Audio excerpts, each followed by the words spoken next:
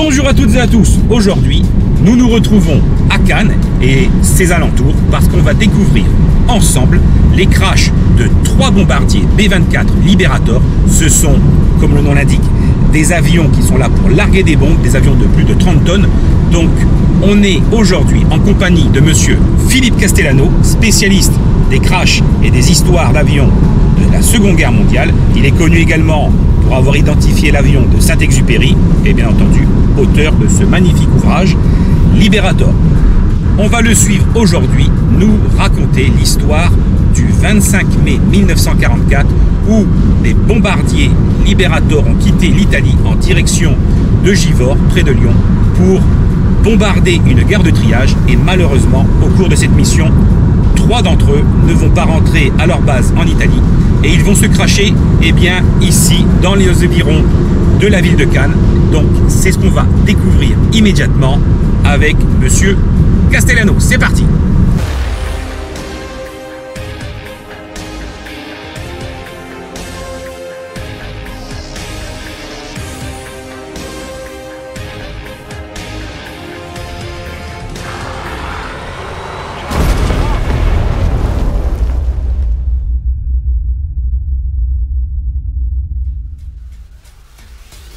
En ce printemps 1944, une très forte intensification des bombardements sur l'Europe va se faire ressentir et ceci servira de prélude pour les futurs débarquements à venir du 6 juin et ensuite du 15 août 1944 sur le territoire français.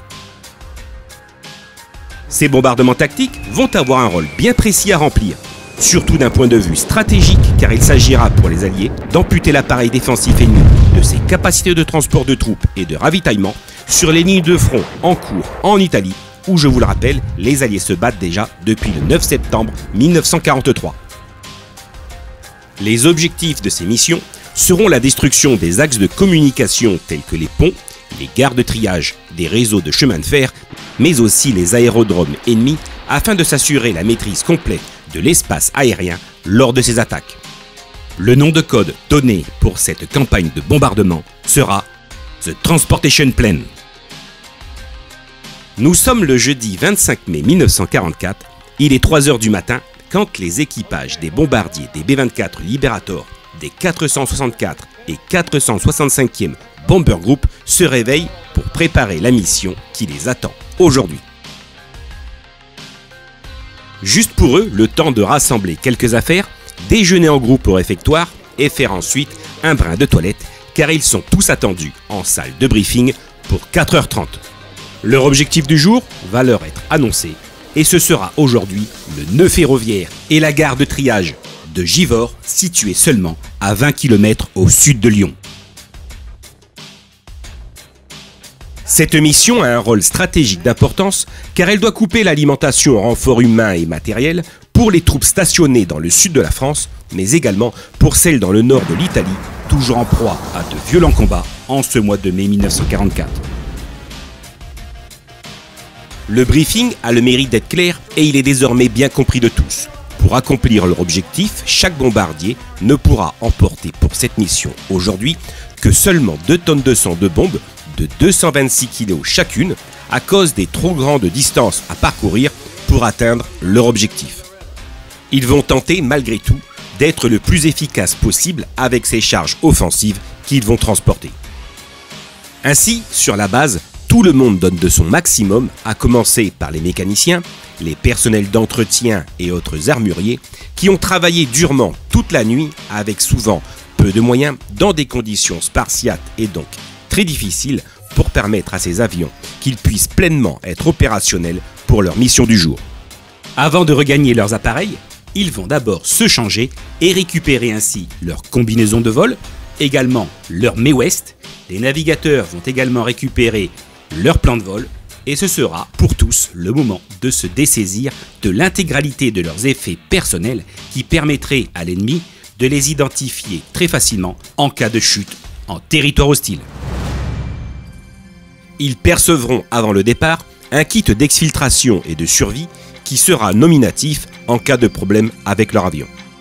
Un temps de recueillement avec l'aumônier leur sera accordé pour une prière et une messe de protection pour faire face aux multiples dangers auxquels ils vont sûrement être confrontés aujourd'hui. Désormais, ils sont prêts à rejoindre leurs appareils qui les attendent sur le tarmac. L'allumage des moteurs est prévu à 5h45. Nous sommes ici sur l'aérodrome américain de Gioia delle Colle, situé dans cette région des Pouilles italiennes. Et c'est ici que l'intégralité du 464e Bomber Group, composé de ces 4 squadrons qui sont le 776e, le 777e, 778e et enfin le 779e Bomber Squadron. Et ils font tous partie de la 55e Bomber Wings. Ils ont donc établi ici leur quartier pour frapper l'Europe occupée avec leurs bombes. Cette unité est établie dans un camp composé de tentes formant un petit village situé au nord-est des pistes de décollage. Ces appareils engagés sur cette mission vont rejoindre très prochainement en vol un autre groupe de Liberator. Ceux-ci appartiennent au 465e Bomber Group qui était basé non loin de là, à Pantanella. Pour cette mission, ne représentant pas de risque particulier, mais surtout compte tenu des très nombreux autres bombardements prévus au-dessus de l'Europe, aujourd'hui, nos appareils ne disposeront malheureusement pas d'escorte de chasseurs pour les protéger durant ce run. Il est désormais 6h30. L'ordre de décollage est donné et les 36 Liberators du 464e Bomber Group prennent leur envol à tour de rôle. Nos pilotes font leur dernier check de contrôle afin de vérifier leur plan de vol et également de se remémorer les consignes qui ont été données ce matin lors du briefing. Ils vont désormais rejoindre les 32 autres B-24 Liberator du 465e Bomber Group qui seront leur convoi de tête lors de cette mission. Ces deux groupes vont établir ensuite leur jonction au nord de la ville de Foggia et ils vont ensemble s'aligner sur leur cap respectif, direction Givor. Aujourd'hui, pour les hommes du 464e Bomber Group, c'est leur première mission aussi loin de leur base, infiltrée en territoire ennemi. Ils se trouveront dès lors à la limite opérationnelle de leur appareil car ils devront parcourir près de 1200 km de distance pour le trajet aller pour une autonomie maximum prévue sur les B-24H de 3300 km. Mais déjà, au cours des premières minutes de vol, ce moment qui permet aux appareils de se rassembler et de prendre leur place au sein de la formation de combat que l'on appelle un box, certaines défaillances matérielles vont survenir, principalement sur les systèmes hydrauliques des tourelles de combat, contraignant 3 Liberators à regagner immédiatement leur base. Ces appareils, victimes d'avaries techniques, étaient en train de se positionner à leur place attitrée en respectant l'altitude définie, ce qui constituait dans le ciel des formes géométriques que l'on appelle une position en diamant. Sa particularité était d'offrir le meilleur moyen de défense pour les mitrailleurs de bombardiers face aux attaques de la chasse ennemie. La feuille de route prévoit aujourd'hui plusieurs étapes entre villes et points géographiques remarquables à rallier afin que personne ne s'égare durant ce convoi. Au départ de l'aérodrome de Gioia, le premier point à atteindre sera le cap Circeo, suivi ensuite du cap Corse, puis ce sera la ville de Nice. Arrivé au-dessus des terres, le travail du navigateur se compliquera un peu plus afin de trouver des repères visuels et la direction à suivre sera la ville de Chambéry, suivi du lac du Bourget qui lui sera un petit peu plus facilement identifiable et ensuite ils commenceront tout doucement à entamer une courbe sur leur gauche qui les mènera au nord de la ville de Lyon. À cet instant, les officiers bombardiers vont pouvoir se tenir prêts car l'objectif Givor est en vue. Cela fait maintenant près de 4 heures que nos appareils volent sans encombre, si ce n'a été quelques rares tirs de flaques ressentis juste au-dessus de la ville de Nice. Nos Liberators avancent à une vitesse d'environ 250 km/h de moyenne, propulsés par 4 moteurs Pratt & Whitney R1830-65 de 2x7 cylindres en étoile décalée pour une puissance d'environ 1200 chevaux chacun. Ils arrivent enfin sur leur objectif, il est 12h50. Dès que les hommes se trouvaient en vol, et plus précisément à proximité des zones de combat, avec les risques très élevés d'être soit interceptés par la chasse allemande, soit d'être pris pour cible par les défenses anti-aériennes, à bord, tout le monde devait s'équiper de son gilet anti-flak et rejoindre également rapidement son poste de combat. L'altitude moyenne de ces missions de bombardement est d'environ 6000 mètres, ce qui en rend la précision assez aléatoire malgré la plus grande concentration que peut en donner l'officier bombardier pour tenter de repérer son objectif. Tous ces efforts n'étaient donc pas forcément gage de réussite pour le but à atteindre et dès lors, les erreurs et les dégâts collatéraux étaient malheureusement inévitables. Les sirènes d'alerte anti-bombardement ne vont retentir qu'à 12h56, heure à laquelle les premières bombes lâchées par le 465e Bomber Group explosent en fait sur la ville.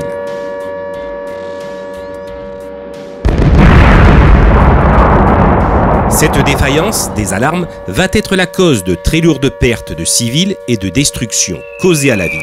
Les gens s'habituaient tout doucement, au fil des mois, à voir passer au-dessus de leur tête, à très haute altitude, ces formations de bombardiers qui traversaient sans hostilité de leur part le ciel de leur ville.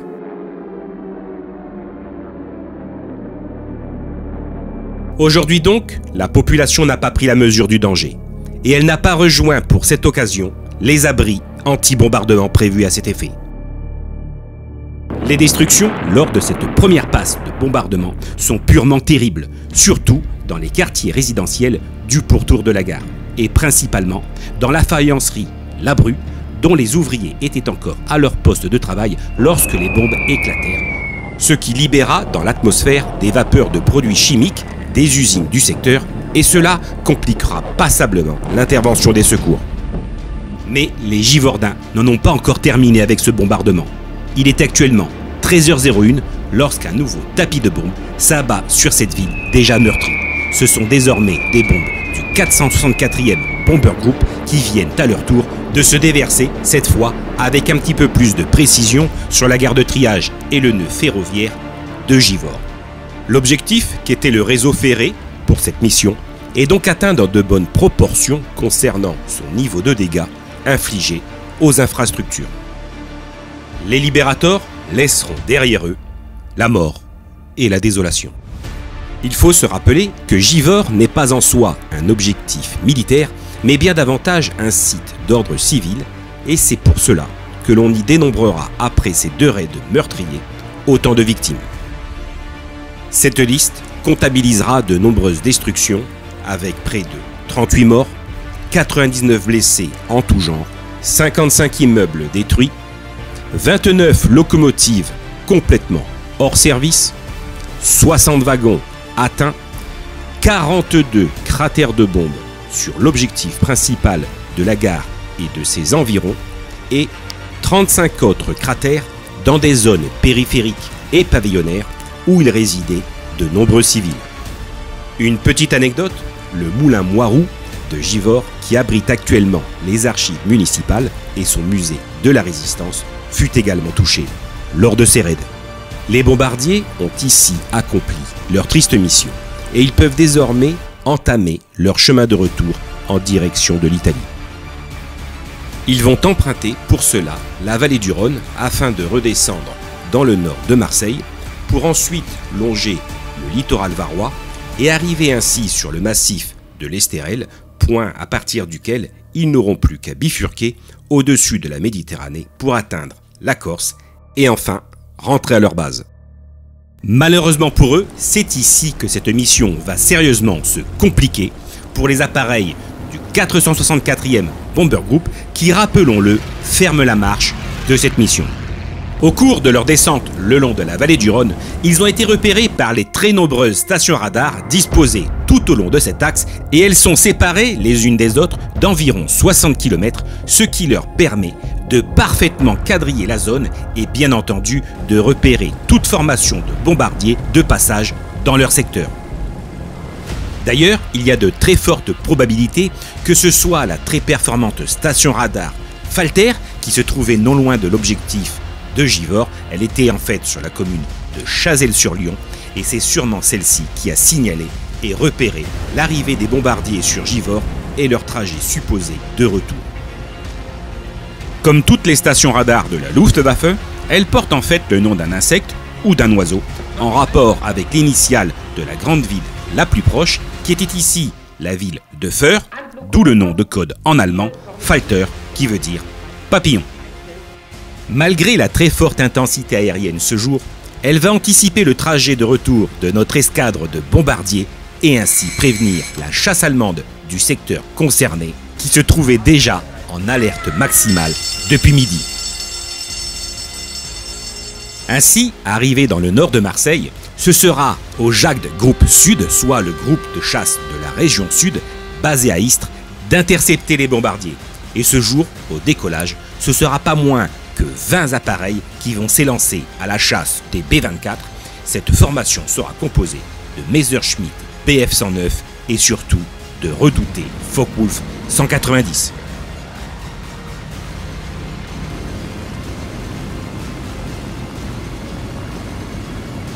Il est 13h40 quand les mitrailleurs repèrent dans le ciel les premiers appareils ennemis qui foncent sur eux en passant immédiatement à l'attaque. Ainsi, tous les mitrailleurs du box du 464e Bomber Group vont répliquer à leur tour dans un déluge de feu visible grâce à leurs balles traçantes.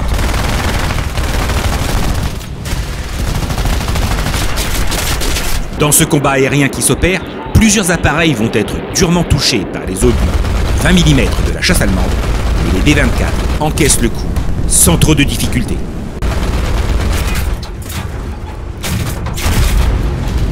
Malheureusement, la situation déjà fort compliquée va encore se durcir un peu plus, car arrivé dans le secteur d'Aguet, proche du littoral, la FLAC qui était ici bien présente sur de nombreux points de défense va entrer également en action en complément de la chasse allemande. Et maintenant, par contre, les B-24 vont véritablement être en grand danger, car ils ne pourront plus encaisser le moindre coup au but supplémentaire. C'est donc un drame qui est en train de se jouer dans le ciel. Et 3 libérateurs de ce groupe ne rentreront pas en Italie. C'est ce que nous vous proposons de découvrir ensemble directement sur les lieux où se sont déroulés les faits historiques et découvrir également avec nous le destin tragique de ces hommes d'équipage.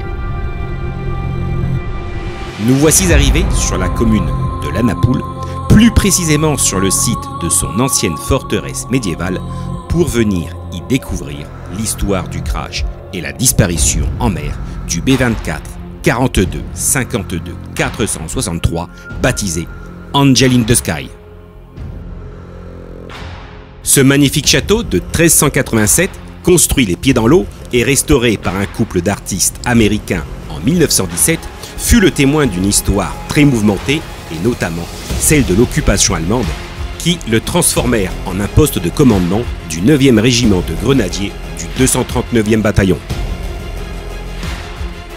Bon, eh bien nous voici avec Philippe pour commencer ce périple sur les histoires des crashs du 25 mai 44.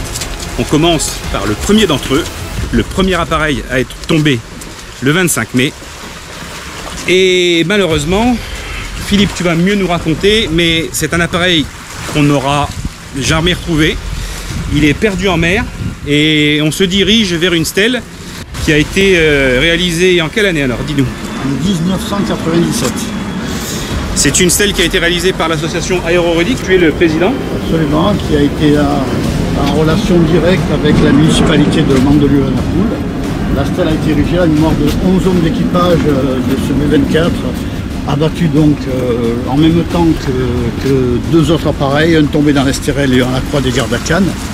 Et nous sommes ici dans le magnifique golfe de la Napoule. Tout à l'heure, on aura une vue en hauteur qui nous permettra de mieux situer le contexte et de voir l'immensité de la Méditerranée à cet endroit où a disparu, où s'est engouffré en mer équipage dont on n'a jamais retrouvé seul des hommes. Donc voilà, dans ce périple, eh bien... Angel in the Sky, piloté par le second lieutenant Donald S. Garnis, appartenait au 779e Bomber Squadron du 464e Bomber Group. Ce B-24 de type H, tout comme les 2 autres que nous allons découvrir prochainement dans ce reportage, avait une spécificité en plus ce jour-là, car son équipage comptait 11 hommes et non pas 10 comme le prévoit un équipage habituel de B-24.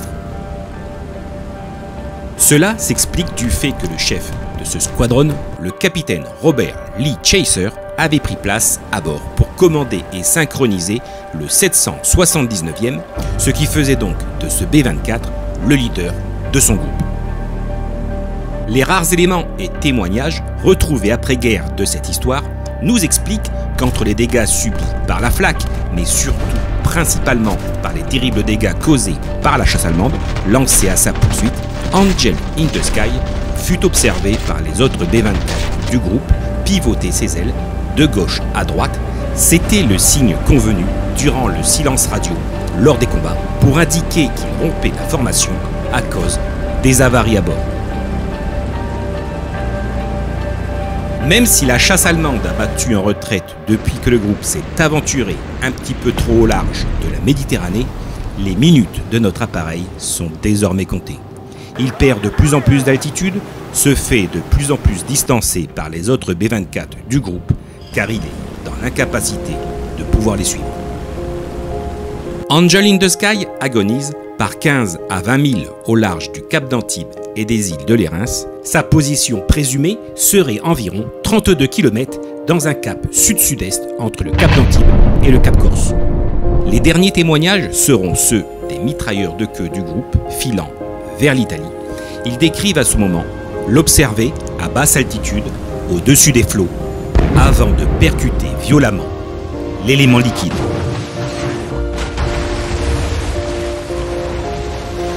Ils observeront au même moment l'ouverture de 9 parachutes descendre lentement au milieu de nulle part, perdus dans l'immensité de la Méditerranée. Il est 13h35. Ces détails sont consultables dans le rapport de perte américain Missing Air Crew Report 5054.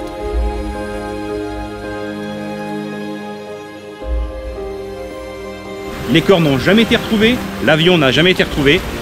Voilà encore un grand mystère à élucider pour nos générations futures, parce que avec toute l'expertise qui est la tienne, cet avion a de très grandes chances d'être à très grande profondeur, tu m'as dit.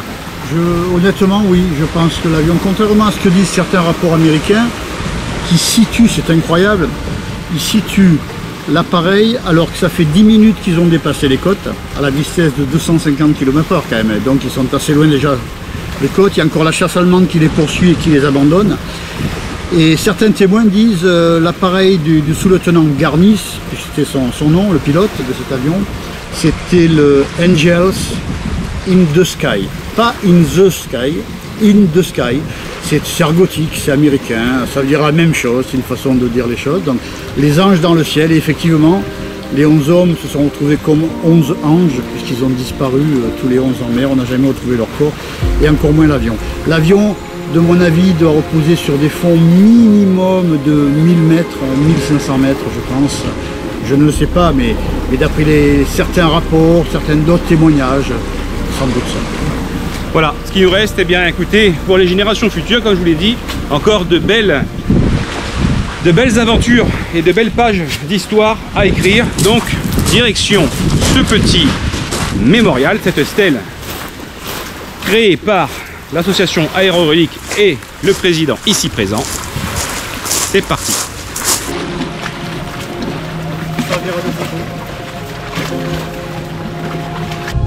Aïe aïe aïe, il est bleu.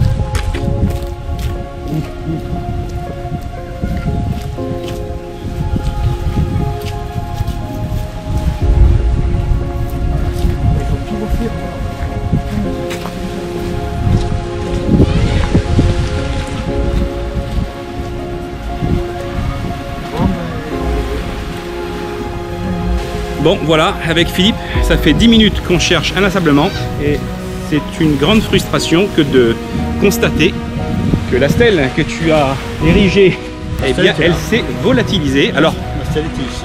Je vous montre, il y a actuellement des travaux. Voilà, elle était là.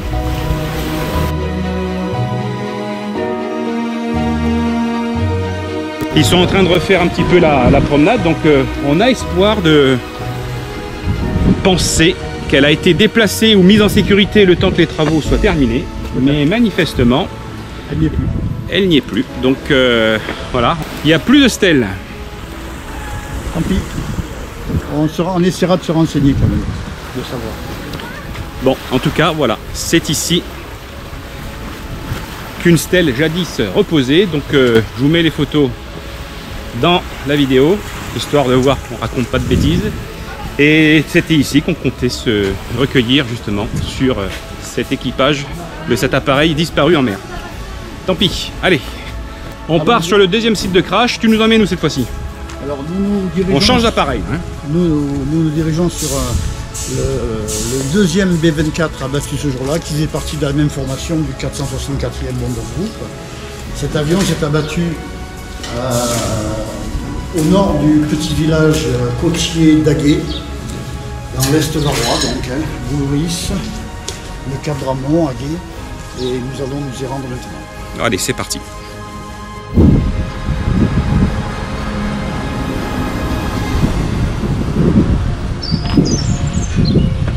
Voilà, nous nous trouvons devant l'immensité de la Méditerranée. La Corse est à peu près dans cette direction. Nous venons de partir donc de l'endroit où le monument a été levé à la mémoire de l'équipage du B24 Angel in the Sky, avec le sous-lieutenant Garnis comme pilote, qui a donc disparu dans les flots très Dans cet axe-là, direction l'Italie, c'est ça? On peut dire que la Corse est à peu près dans cet axe-là, oui, tout à fait, dans cet axe-là. Et l'avion a plongé au fond. Et en même temps, là, c'est allé dans un sens, dans le sens de sud-est. Et là, donc, on se dirige sur le deuxième, celui qui s'est crashé sur Aguet, qui s'appelait Lucky Lady. Et malheureusement, c'est une lady qui n'a pas eu de chance, puisque Lucky veut dire chanceux. Ouais. La dame chanceuse, malheureusement... Là, pour la chance, elle repassera. Ok, donc on a profité de ce beau point de vue. On est sur les contreforts de l'Estérel, c'est ça que tu m'as dit? Là, on commence à entamer les contreforts de l'Estérel. Donc on a profité de cette belle vue face à la mer pour parler une dernière fois de ce premier crash, parce que voilà, cet appareil a disparu ainsi que sa stèle. Allez, on part de suite sur le crash d'Aguet. Nous empruntons la départementale 559, route de Traias, qui longe le littoral en direction du petit village d'Aguet, le but étant de s'aventurer dans la colline, direction le col de Belle-Barbe. En chemin, nous allons rencontrer d'étranges constructions défensives. Il s'agit de la plus terrible position anti-aérienne de ce secteur, c'est la fameuse batterie du Cap Roux. C'est d'ailleurs celle-ci qui est à l'origine de la destruction de nos deux prochains Libérators. Mais avant cela, nous allons visiter et tenter de comprendre ce qui la rendait si dangereuse. Alors Philippe, en fait, on est sur le trajet pour aller voir le crash du B24 Lucky Lady sur Aguet, mais entre-temps, on a fait une halte ici. Pour quelle raison? Alors nous sommes ici à ce que l'on appelle la pointe du Cap Roux. C'est la vraie frontière entre le département du 06 et du 83. C'est vraiment la vraie frontière. Nous sommes donc dans le Var, là maintenant. Là, nous sommes dans le Var. Nous sommes là où se trouvaient, durant la Seconde Guerre mondiale, les importantes batteries de 88 mm flak, ainsi que les canons, les affûts 4 x 20 mm, avec leurs réserves. Alors on va arriver sur les constructions en béton, bétonnées. Alors, beaucoup ont été aujourd'hui recouvertes parce pour éviter des accidents. Et ces batteries étaient très dangereuses et très précises. D'abord parce qu'elles étaient en avant-tout. Nous sommes donc à la pointe du Cap Roux. Voilà. Et à la pointe du Cap Roux, on peut le voir, on a accès sur l'arrivée des avions qui venaient principalement d'Italie et de Corse. Là, on s'en rend bien compte. Voilà. Ici. Donc en fait, ici, on va trouver ni plus ni moins que des encuvements, je suppose. C'est ça. Et des points d'affût. Absolument. Des points d'affût. On peut aller sur celui de Allez, droite, on va commencer par celui-ci.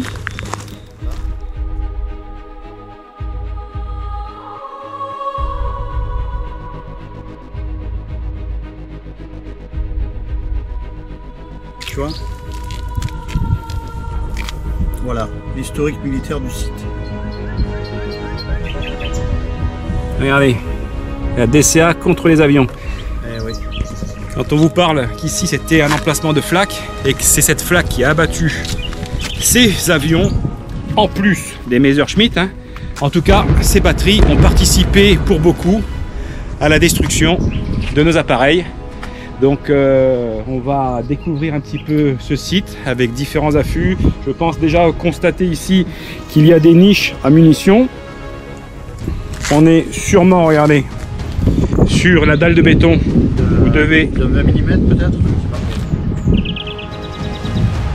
Donc voilà. Donc nous avons Antéor sur la droite, la ville d'Antéor qui a été bombardée par rapport à son viaduc. On va passer d'ailleurs devant le viaduc d'Antéor tout à l'heure. L'île aux Vieilles, la roche Barthélemy, le Caprou, enfin les roches rouges, donc le Caprou.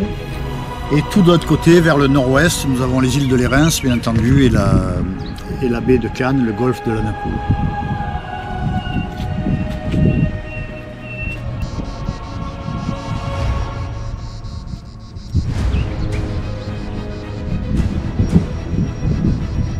Voilà, un très bel endroit. Alors, pour les vestiges historiques qu'il représente, mais surtout pour le paysage qu'il offre, parce que ça avait beau être un endroit militaire, eh bien, ils ont bien choisi l'endroit pour mettre leur cantonnement.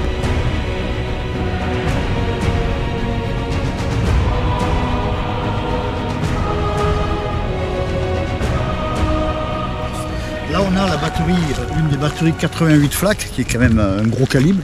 On revoit bien qu'il est entièrement bouché celui-là. Et là il y a une vue bien entendu sur plus de 180 degrés de gauche à droite, direct sur la mer. On voit bien. Là, de nouveau encore, tu vois le cheminement. Ouais, ce que tu dis là. Il reste de jolis baraquements, des blocos. Tout à fait, c'est ça. Bien caché. Encore un poste de tir. Le même que là-bas. Toujours avec les niches à munitions. L'affût où est placée la DCA. Oui, ça a été rempli. Bien sûr, c'était creux. C'est là que l'acier, le support de l'affût était. Ça regarde même du bois de l'époque, tu vois. On voit bien. Très belle batterie anti-aérienne.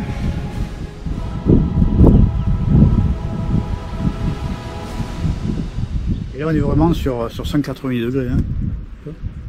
On voit bien. Ouais. Avec les îles de Lérins en face. Et là, dans le sud, surtout sud-est, la Corse, direct, et l'Italie.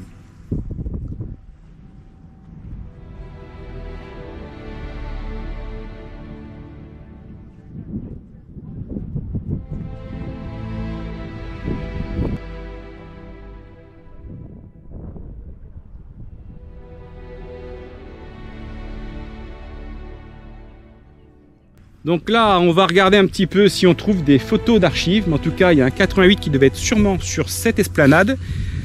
Un sur celle-ci, parce qu'ils ont la même configuration, la même forme.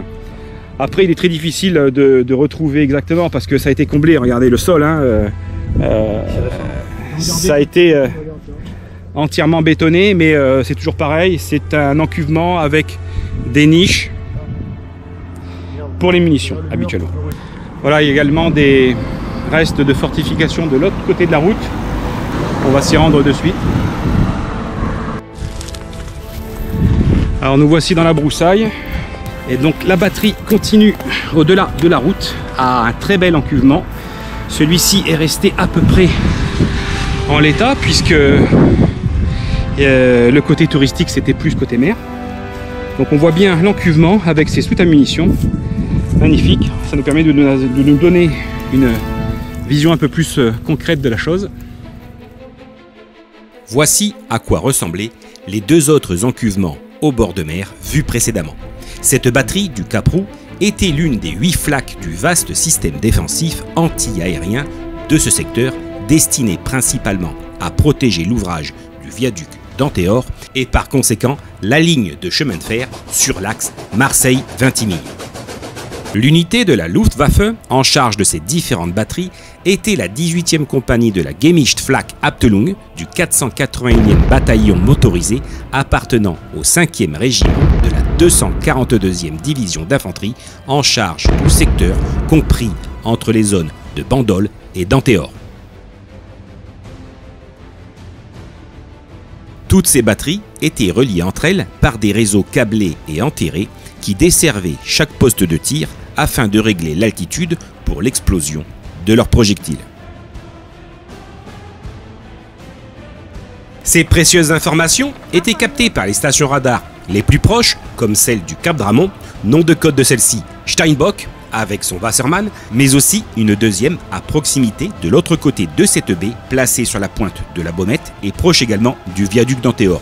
Son nom de code en allemand, Beur. Elle était composée, quant à elle, de 2 Giant Würzburg Reis et de 2 Freya.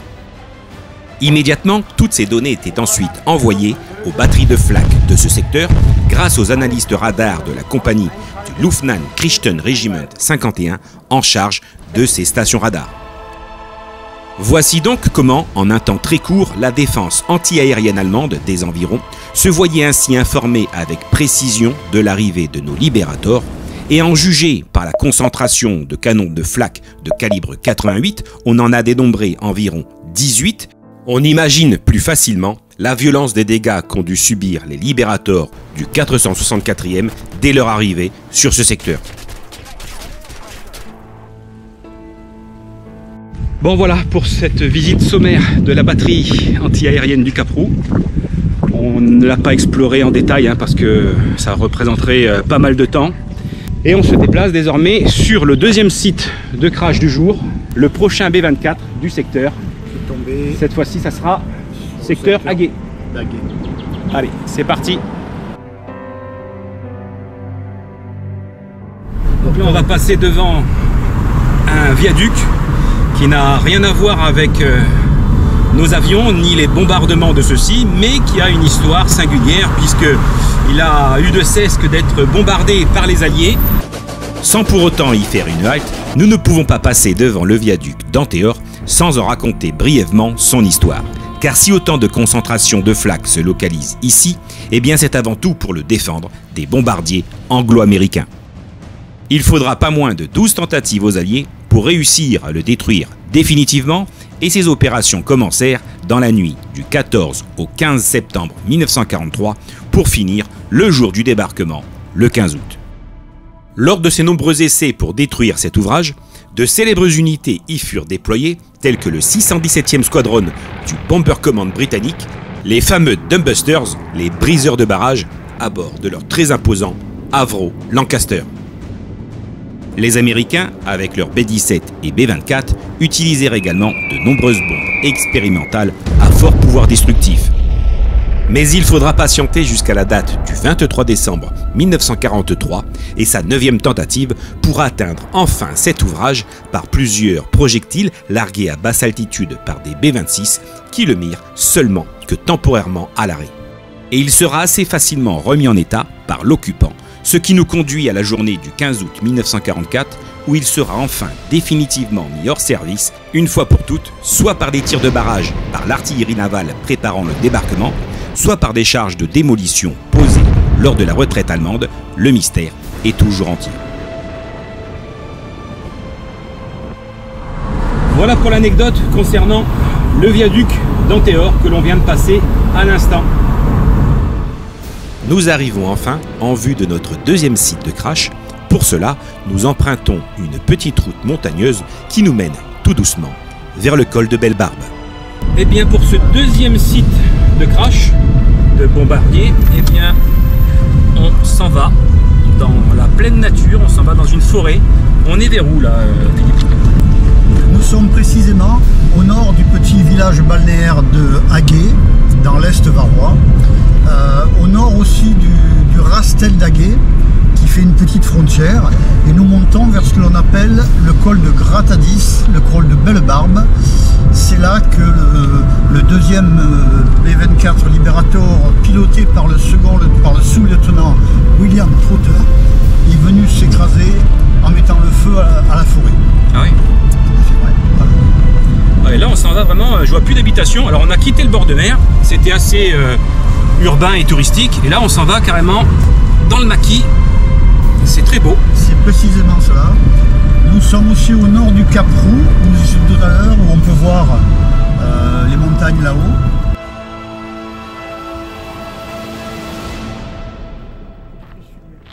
Alors nous voici arrivés au col de Belle-Barbe. Tout à fait. Et on se dirige devant la stèle du deuxième crash de la journée du 25 mai 44. La voici.